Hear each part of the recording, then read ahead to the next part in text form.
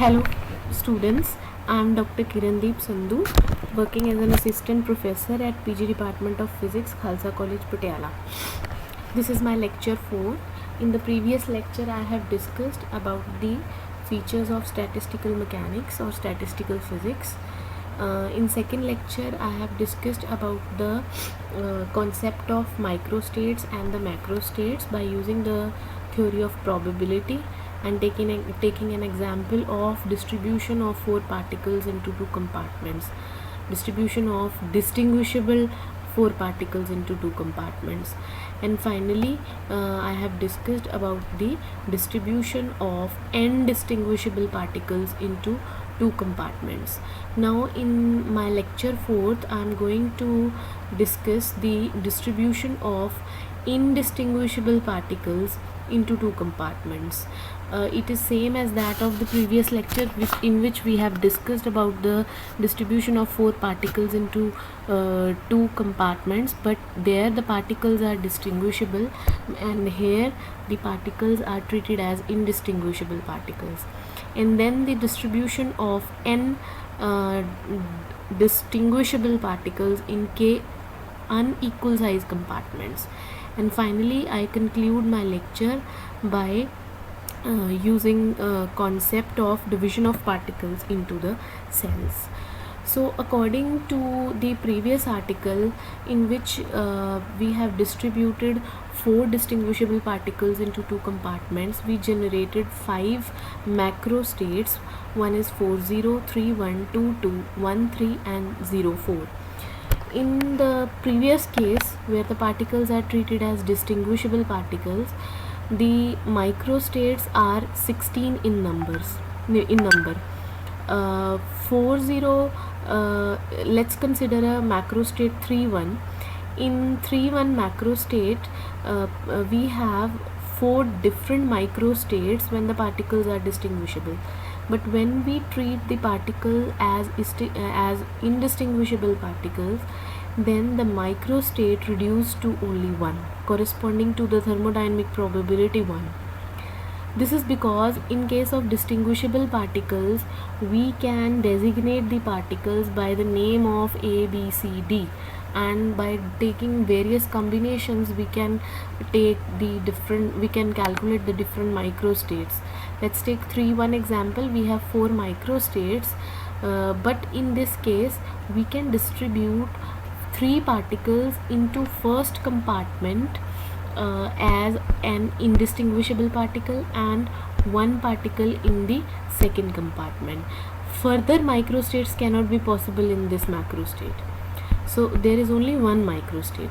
Similarly, we can take an example of 2 macrostate in which we have 6 different microstates in the previous case, but in this case we have 2 particles, 2 indistinguishable particles represented by just 2 dots in the first compartment and 2 indistinguishable particles in the second compartment represented by 2 dots. Similarly, we can just go for 13 macrostate, 04 macrostate and so on.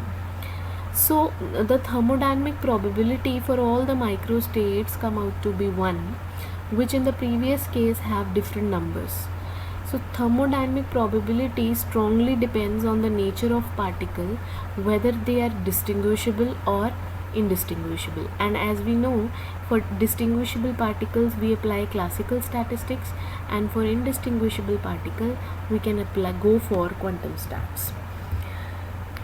Next is the concept of constraints on the system. Constraint is just a certain condition applied on the system or obeyed by the system. Like we have taken an example in which we have distributed 4 distinguishable particles in 2 compartments. Here we have a condition that the sum of particles in the 2 compartments must be equal to 4. It means n1 plus n2 should be equal to 4. Accordingly, we have derived 4 macrostates: 40, 31, 22, 13 and 04. These are accessible macrostate under the constraint that your n1 plus n2 must be equal to 4. but we cannot go for 3 0 2 1 3 2 4 2 because the total sum of n1 plus n2 is less than 4 here or greater than 4. So these are inaccessible macro states. So what is the effect of constraint on the system? By applying the constraint on the system, we can determine the number of accessible macro states required for defining the system. So also, as we increase the number of constraints, that always result in the decrease in number of the accessible microstate or macro state.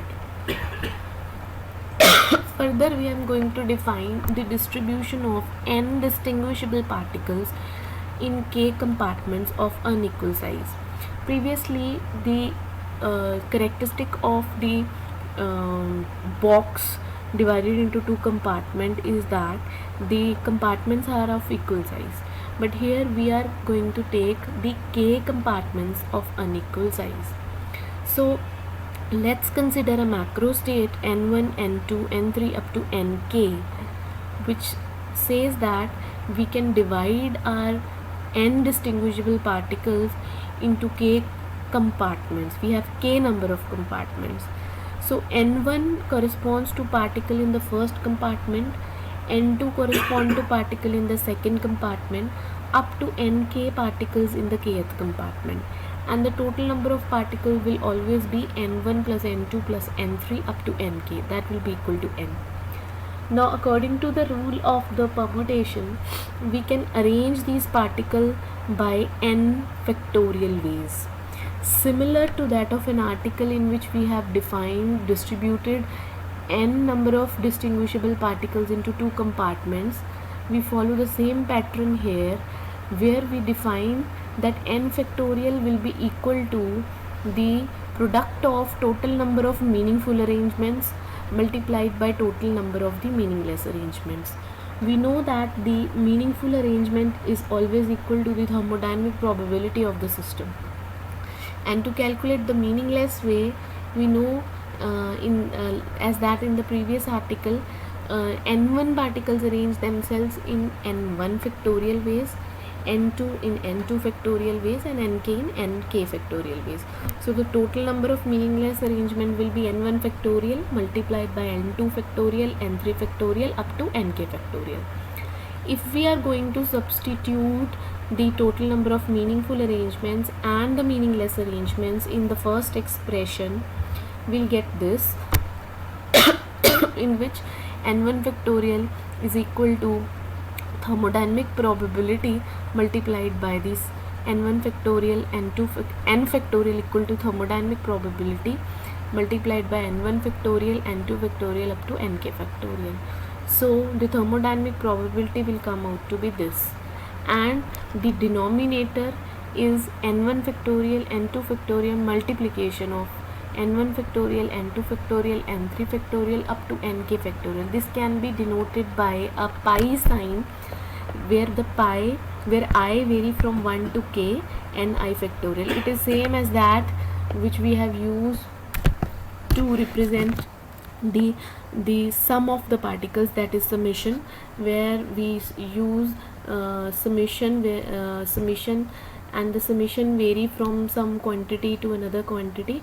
In a similar way, we can use pi for calculating the product of the terms. Now we can have a division of particles into cells. So what we are doing, we are just distributing n distinguishable particles into two compartments. Now the compartments are further divided into cells. The condition on the compartment is that the compartments are of unequal size, but the condition on the cells is that the cells are of equal size. So let's say we have G1 cells in the first compartment, G2 cells in second compartment, and GK cells in the kth compartment. So total number of cells obviously will be G1 plus G2 plus G3 up to GK plus up to GK, and this will be equal to capital J. Again, we can consider a macro state and n1 particles we know it is in the first compartment, N2 in second, and so go on Nk in the kth compartment. Now we will apply the a priori probability to distribute the particles into the cells. We use expression of thermodynamic probability which we have calculated in the previous article, which comes out to be this.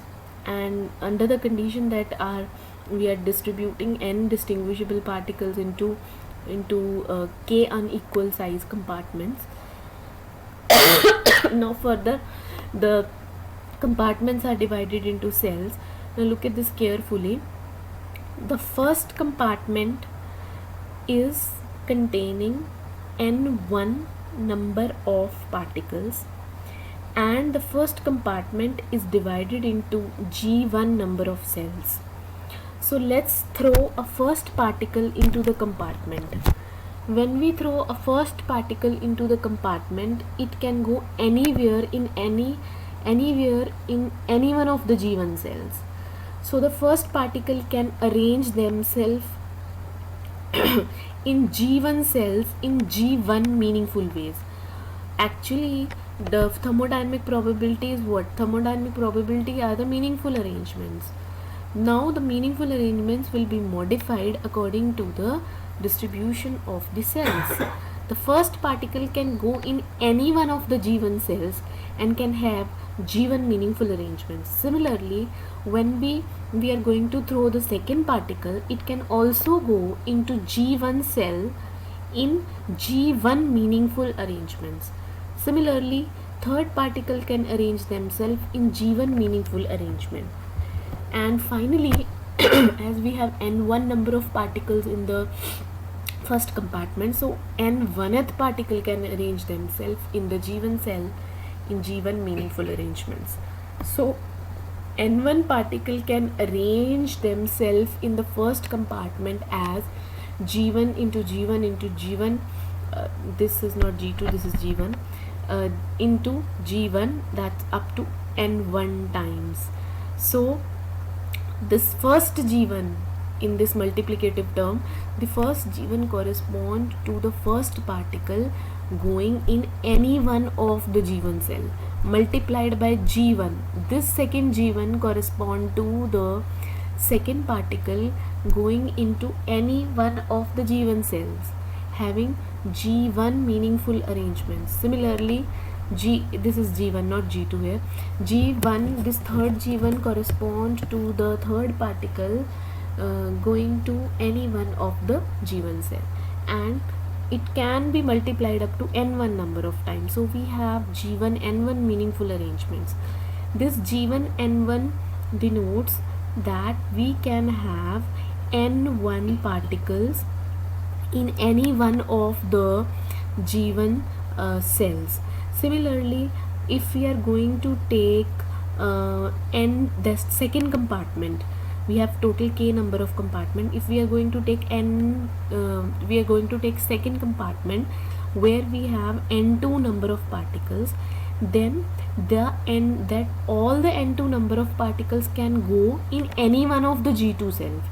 So we can have in the last equation of this page, we have g1 n1 multiplied by g2 n2. This g2 n2 represents the distribution of n2 particles in the g2 cell.